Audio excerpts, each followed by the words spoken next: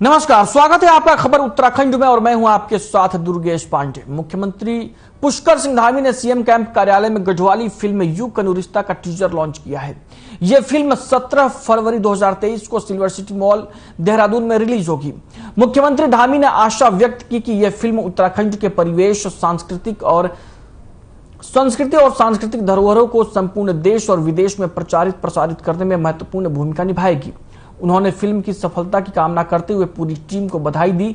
Film के निर्माता अंकित लक्की कांडियाल ने कहा कि डॉक्टर निशंक जी के उपन्यास छूट गया पड़ाव पर यह फिल्म बनी है और एक शिक्षिका द्वारा अपनी एक असाध्य रोग से पीड़ित छात्रा के इलाज के लिए संघर्ष और सीमा पर शहीद हुए एक परिवार की कथा पर आधारित है, जो नारी सशक्तिकरण और बेटी बचाओ बेटी पढ़ाओ के साथ साथ उत्तराखंड की महान सैन्य परंपरा को दर्शाती हुई एक मार्मिक फिल्म है।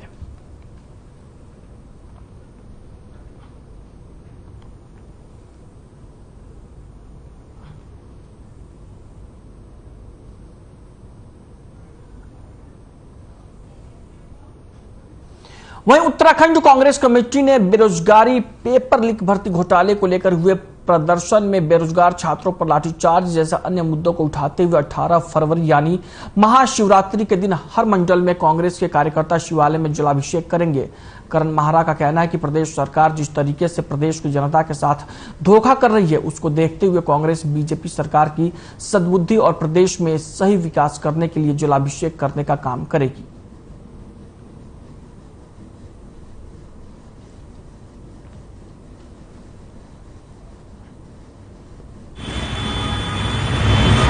चालू चल रही है।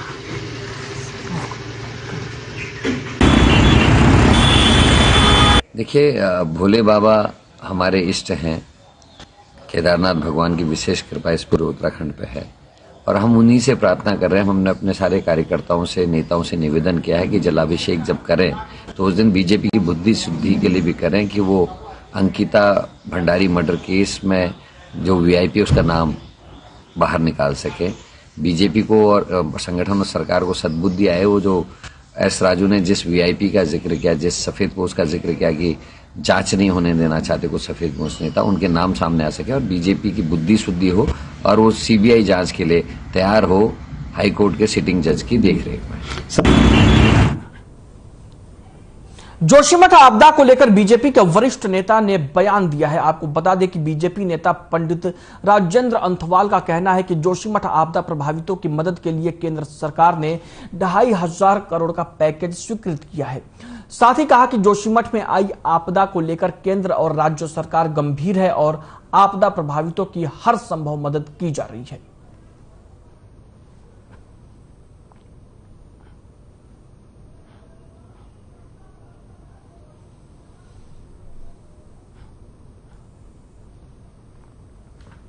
बीजेपी के वरिष्ठ नेता राजेंद्र अंथवाल ने जोशीमठ आपदा को लेकर बयान दिया है। उन्होंने कहा कि जोशीमठ आपदा पीड़ितों की हर संभव मदद की जा रही है और केंद्र सरकार ने इसके लिए 2,500 करोड़ का पैकेज स्वीकृत किया है और उन्होंने ये कहा कि सरकार पूरी तरीके से जोशीमठ आपदा पीड़ितों के साथ खड़ी है और उनको हर संभव मदद कर रही है।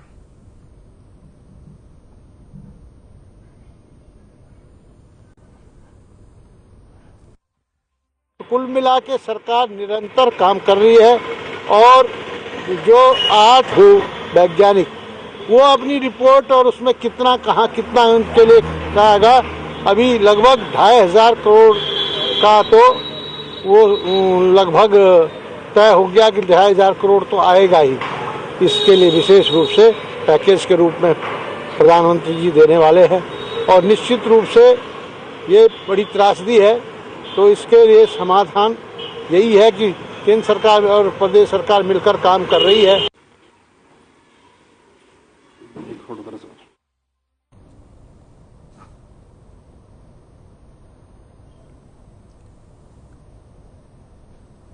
बढ़ी हुई डीजल स्पेयर पार्ट्स, इंश्योरेंस और रोड टैक्स की बढ़ी हुई दरों का असर इस बार चारधाम यात्रा पर भी देखने को मिल सकता है। आपको बता दें कि परिवहन विभाग की ओर से चारधाम यात्रा के किराए में 5% की बढ़ोतरी का प्रस्ताव भेजा गया है, जिस पर जल्द निर्णय होने की संभावना है। उधर इस बार सुरक्षित चारधाम यात्रा के लिए भी समिति ने उचित कदम उठाने की बात कही है।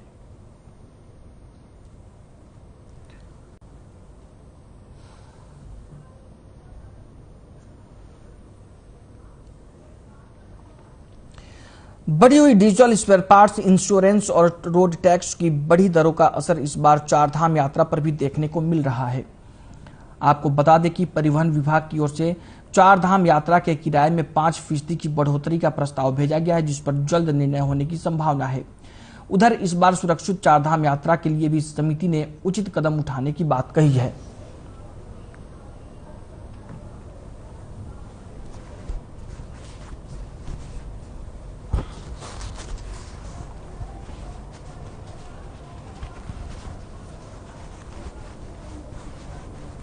सुरक्षा के लिए हमने इंतजाम किए हुए हैं और हम खुद भी जो है अपने कर्मचारियों को भेजते हैं कि कोई भी ड्राइवर तेजी से गाड़ी न चलाए, शराब पीकर न चलाए और सुरक्षित रहें। किराए पर डिसीजन होना था, जो किराए पे लगभग यहाँ सहमति बनी है कि 5% जो है उसमें सहमति व्यक्त की गई सभी द्वारा कि 5% से ज्यादा किराया ना बढ़ा जाए, तो लगभग 5% किराया बढ़ा जाए।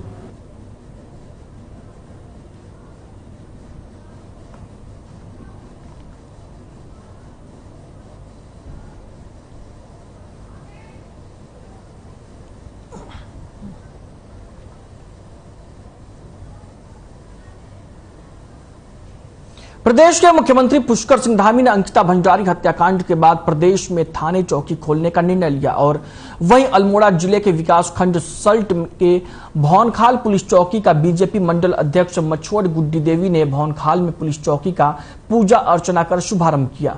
उन्होंने कहा कि भौनखाल में पुलिस चौकी खोलने की मांग ग्रामीण लंबे समय से कर रहे थे।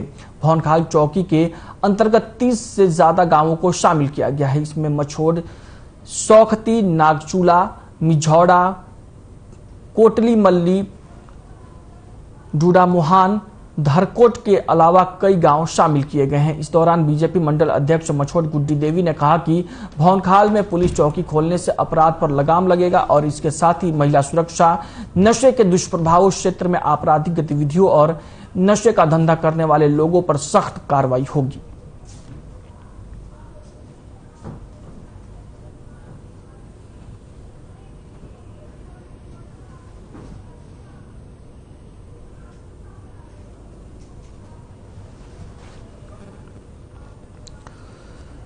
अंकिता भंडारी हत्याकांड के बाद प्रदेश के मुख्यमंत्री पुष्कर सिंह धामी ने प्रदेश में थाने चौकी खोलने का निर्णय लिया और वहीं इसी सिलसिले में अल्मोड़ा जिले के विकासखंड सल्ट के भौनखाल पुलिस चौकी का बीजेपी मंडल अध्यक्ष मछोड़ गुड्डी देवी ने भौनखाल में पुलिस चौकी का पूजा अर्चना कर शुभारंभ किया।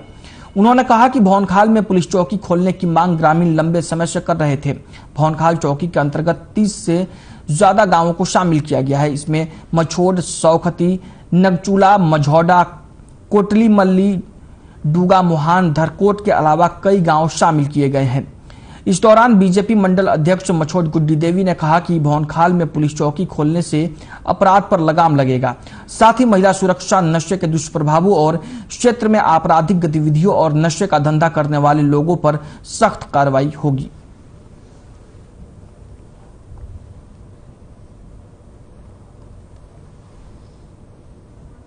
हमारे क्षेत्र भौनखाल में पुलिस चौकी का उद्घाटन किया गया, जिसमें मैं मंडल अध्यक्ष गुड्डी देवी मछोड़ से वहां पर उद्घाटन में शामिल हुई। मैं माननीय मुख्यमंत्री पुष्कर धामी जी का और सांसद अजय टमटा जी का और अपने माननीय इस क्षेत्र के विधायक महेश जीना जी का बहुत बहुत आभार व्यक्त करती हूँ। अब उम्मीद यह है कि इस क्षेत्र में पुलिस चौकी बनने से क्राइम कम होंगे और महिलाओं को सुविधा मिलेगी, क्योंकि जब पटवारी क्षेत्र था तो महिलाओं की यहाँ पे कुछ सुनी नहीं जाती थी और मतलब जहां तक भी था कि पीड़ित ही किया जाता था महिलाओं को। तो अब खुशी की बात है, बड़ी गर्व की बात है कि हमारे माननीय विधायक जी ने ये पहल करी और आज हमें ये एक सौगात के रूप में ये चौकी यहाँ पे स्वीकृत कराएं।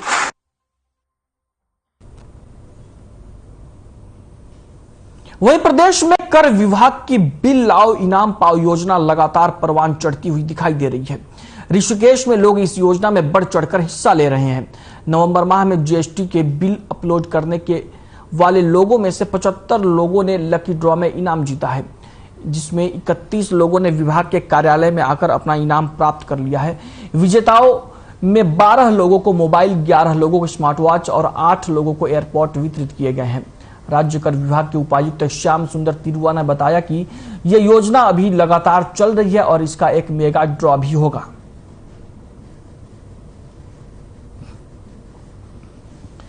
प्रदेश में कर विभाग की बिल लाओ इनाम पाओ योजना लगातार परवान चढ़ती दिखाई दे रही है। ऋषिकेश में लोग इस योजना में बढ़ चढ़कर हिस्सा ले रहे हैं। नवंबर माह में जीएसटी के बिल अपलोड करने वाले लोगों में से 75 लोगों ने लकी ड्रॉ में इनाम जीता है, जिनमें 31 लोगों ने विभाग के कार्यालय में आकर अपना इनाम प्राप्त कर लिया है। विजेताओं में 12 लोगों को मोबाइल, 11 लोगों को स्मार्ट वॉच और 8 लोगों को एयरपोर्ट वितरित किए गए हैं। राज्य कर विभाग के उपायुक्त श्याम सुंदर तिरुआ ने बताया कि यह योजना अभी लगातार चल रही है और इसका एक मेगा ड्रॉ भी होगा।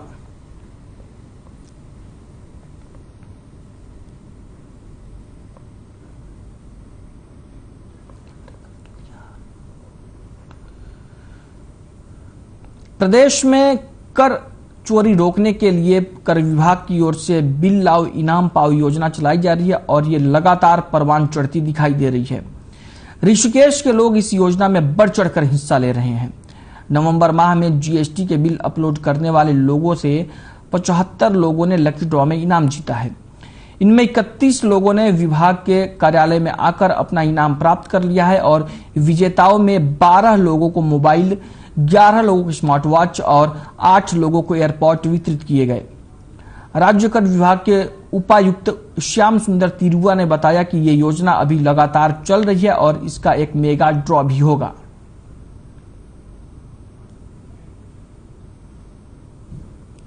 हम लोग राज्य कर विभाग ऋषिकेश में पहला जो सत्र है पुरस्कार वितरण का, उसको हमने आयोजित किया है, जिसमें नवंबर माह में जो लोग विजेता बने हैं उनको हम पुरस्कार वितरित कर रहे हैं। तो ऋषिकेश से यहाँ और यहाँ के आसपास के क्षेत्रों से करीब 75 लोग ऐसे हैं जो विजेता बने हैं इसमें।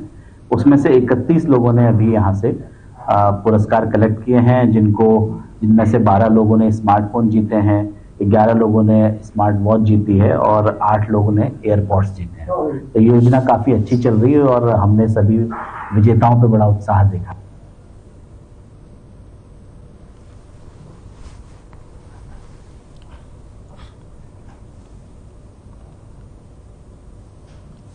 अल्मोड़ा में पर्वतीय ठेकेदार संघ ने लोक निर्माण विभाग के निर्माण खंड में विरोध प्रदर्शन किया। ठेकेदारों ने अधिकारियों की मनमानी पर कड़ा आक्रोश जताते हुए अधिकारियों के खिलाफ जमकर नारेबाजी की। साथ ही ठेकेदारों ने निर्माण खंड के लेखाधिकारी का घेराव किया। ठेकेदारों ने आरोप लगाया कि लेखाधिकारी अपने कार्यालय से अक्सर अनुपस्थित रहते हैं और जानबूझकर उनके बिलों को लटकाने का काम करते हैं। साथ ही यह भी कहा कि उनके द्वारा किए गए कार्यों का लंबे समय से भुगतान नहीं किया जा रहा है, जिससे ठेकेदारों को आर्थिक संकट का सामना करना पड़ रहा है।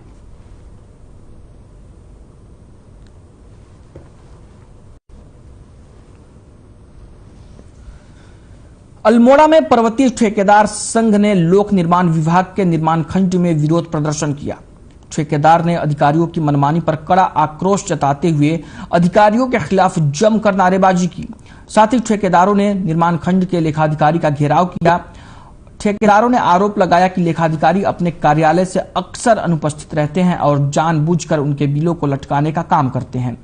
साथ ही यह भी कहा कि उनके द्वारा किए गए कार्यों का लंबे समय से भुगतान नहीं किया जा रहा है, जिससे ठेकेदारों को आर्थिक संकट का सामना करना पड़ रहा है।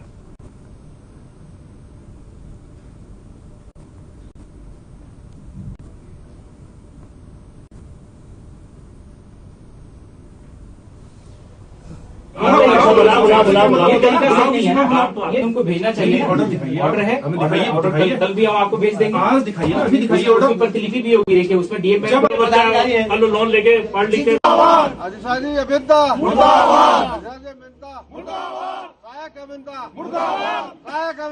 ये निर्माण खंड के अकाउंटेंट साहब जो हैं लगातार हमारे ठेकेदारों को परेशान कर रहे हैं। उनका भुगतान नहीं हो पा रहा है और पेनल्टी पर पेनल्टी ठोक रहे हैं। अधिशासी अभियंता लगातार 10% हमारे ठेकेदारों पर पेनल्टी मार रहे हैं और हमारी जो जमानत है उसकी वो एफडी जो हमने है उसको भी जब्त करवा रहे हैं और लगातार ठेकेदारों के भुगतान नहीं हो रहा है। और ये अकाउंटेंट तो यहाँ का जो निर्माण खंड का अकाउंटेंट है ये ऑफिस में बैठता ही नहीं है।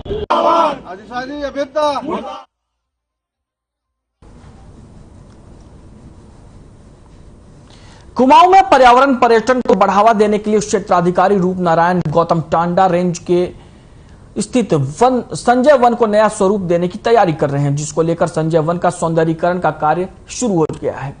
सबसे पहले संजय वन में बनी 12 राशियों की नक्षत्र वाटिका को संवारने का काम किया जा रहा है। इसके अलावा संजय वन में बच्चों के मनोरंजन के लिए चिल्ड्रन पार्क, पुराने भवनों की मरम्मत और दूर दराज से आने वाले पर्यटकों के बैठने के लिए सीटों का निर्माण, साथ ही संजय वन विभिन्न प्रकार की फुलवारी तथा पाताल तोड़ कुएं के सौंदर्यीकरण का काम शुरू होगा।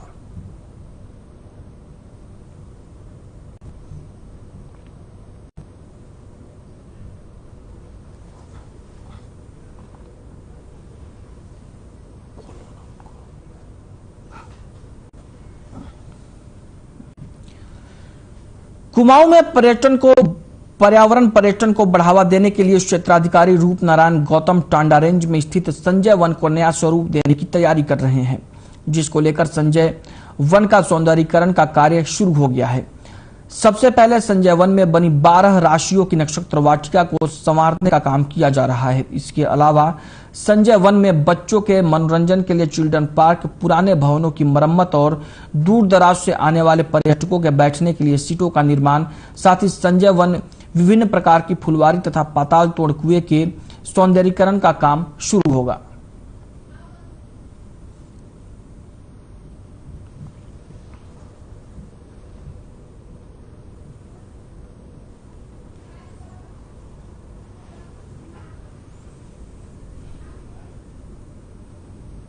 रक्षा राज्य मंत्री भट्ट साहब आए थे, उनके द्वारा जिला योजना से 20 लाख रुपए स्वीकृत कराए गए हैं। उसी प्रत्याशा में हम लोगों ने काम शुरू करा दिया है और अभी आपने देखा होगा नवग्रह वाटिका जो है उसका जीर्णोद्धार हो चुका है और इसमें चिल्ड्रन पार्क और इन पार्कों का जीर्णोद्धार किया जाएगा, जिससे पर्यटन का बढ़ावा मिले और आने वाले पर्यटकों को यहाँ अच्छा लगे और उनकी सुविधा के लिए और क्या बेहतर से कर सकते, इस पर हम प्रयास कर रहे हैं।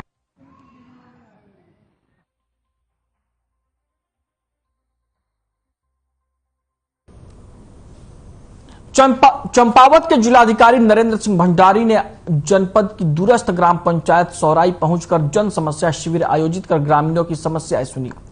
इस शिविर में के आयोजन के लिए जिलाधिकारी ने मार्ग खत्म होने के बाद लगभग 7 किलोमीटर पैदल चलकर सौराई ग्राम पंचायत तक की यात्रा की। शिविर में जिलाधिकारी ने गांव के विकास को प्राथमिकता देने के लिए हर संभव प्रयास किए जाने की बात कही। आपको बता दें कि गांव के इतिहास में किसी जिलाधिकारी के पहली बार सौराई गांव पहुंचने पर स्थानीय जनप्रतिनिधियों समेत ग्रामीणों ने जिलाधिकारी का जोरदार स्वागत किया।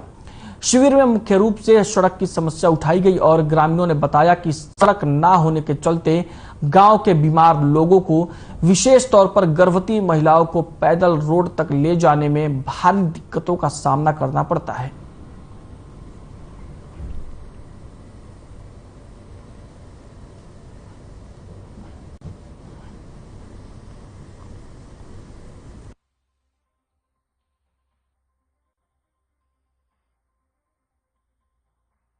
बहुत सालों से जो डिमांड है, अभी यहाँ रोड नहीं है, हम लोग 7 किलोमीटर पैदल चल के आए, तो ये रोड की जो समस्या है उससे भी निराकरण मिलेगा आने वाले समय में। और मंच बकोड़ा में भी जो फॉरेस्ट प्रपोजल है गवर्नमेंट ऑफ इंडिया से कुछ आपत्तियां लगी, वो भी हम निराकरण कर देंगे। ऐसे ही यहाँ पे आंगनवाड़ी, मिनी आंगनवाड़ी नहीं है अरतोला में, और यहाँ पे जो पीएम किसान है, विधवा पेंशन है, वृद्धावस्था पेंशन है, यहाँ पे एएनएम की एक शिकायत है कि एएनएम कभी आती नहीं है।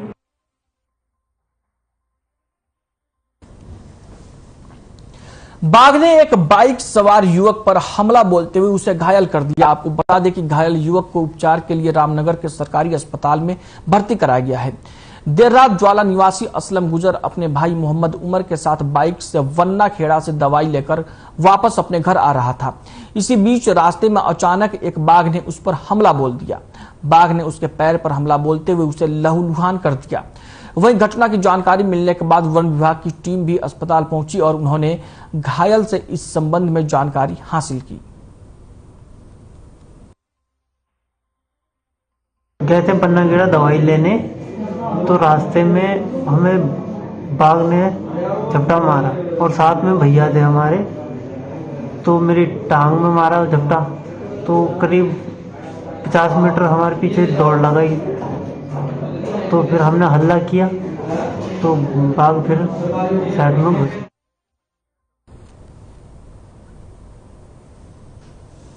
रुड़की के माहीग्राम चौक पर घंटों तक जाम लगा रहा, जिसके बाद वहां से गुजर रहे एक किन्नर ने जाम खुलवाने का काम किया। आपको बता दें कि रुड़की मछली रिक्शा स्टैंड चौक पर इस कदर जाम लगा हुआ है और अक्सर इस चौराहे पर जाम लगा रहता है। लोग परेशान और बेहाल थे, जिसके बाद किन्नरों ने लोगों की मदद की और रास्ता खुलवाया।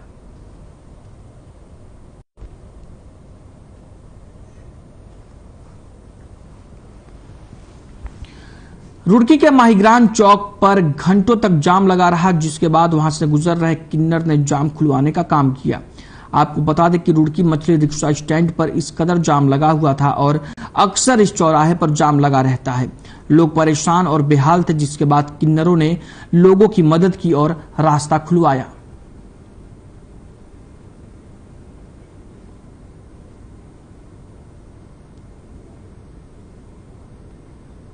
जाम तो आए दिन लगा रहता है यहाँ पर।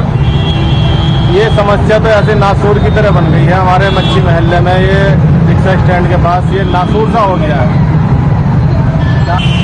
बड़े शर्म की बात है, एक किन्नर ने ये जाम अभी खुलवाया था थोड़ी देर पहले और फिर दोबारा से लग गया है। कैबिनेट की बैठक में रोडवेज मृतक आश्रितों की भर्ती से संबंधित प्रस्ताव को नजरअंदाज करने के कारण आक्रोशित होकर मृतक आश्रितों ने तुलसीराम चौराहे में 1 घंटे का सांकेतिक धरना दिया। अध्यक्ष गौरव शर्मा के नेतृत्व में संगठन के समस्त पदाधिकारी तुलसीराम चौराहे पर शाम 6:30 बजे तक धरने पर डटे रहे। आपको बता दें कि रोडवेज मृतक आश्रितों की उत्तराखंड सरकार से केवल एक ही मांग है कि रोडवेज के 195 मृतक आश्रितों की भर्ती का प्रस्ताव कैबिनेट की बैठक में रखा जाए, ताकि रोडवेज के तमाम मृतक आश्रित परिवहन निगम में अतिशीघ्र नियुक्ति पा सके। संरक्षक गंगागिरी गोस्वामी ने बताया कि पिछले 6 सालों से उत्तराखंड सरकार ने मृतक आश्रितों को आश्वासन के नाम पर ठगने का काम किया है। 15 जनवरी 2023 को मृतक आश्रितों के शिष्टमंडल ने अध्यक्ष गौरव शर्मा के नेतृत्व में मुख्यमंत्री पुष्कर सिंह धामी से खटीमा स्थित नगला तराई में उनके आवास पर जाकर भेंट की और अपनी मांग को लेकर ज्ञापन भी सौंपा था।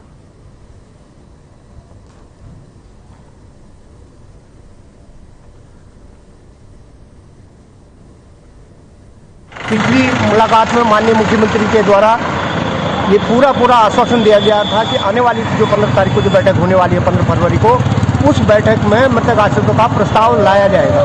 लेकिन वो मृतक आश्रितों को सरकारी नौकरी दिए जाने संबंधी प्रस्ताव कैबिनेट में नहीं लाया गया, जिससे मृतक आश्रितों में काफ़ी आक्रोश है और उसी आक्रोश को व्यक्त करने के लिए विरोध स्वरूप आज यहाँ पर मैदान में उतरे हैं।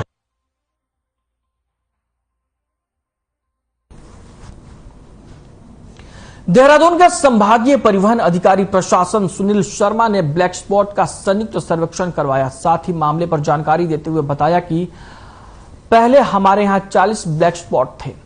जिन ब्लैक स्पॉट्स पर एक्सीडेंट नहीं हो रहे हैं उनको बाहर करने की प्रक्रिया चलती रहती है। विभिन्न एजेंसी जो इससे रिलेटेड हैं, जैसे PWD, national highway authority and revenue department और ट्रैफिक पुलिस का डिपार्टमेंट हो, इन ब्लैक स्पॉट्स का संयुक्त सर्वेक्षण हमने कराया और उसमें लगभग 5 से ज्यादा ब्लैक स्पॉट्स चिन्हित कर उनकी रिपोर्ट बनाकर परिवहन मुख्यालय को प्रेषित कर दी है।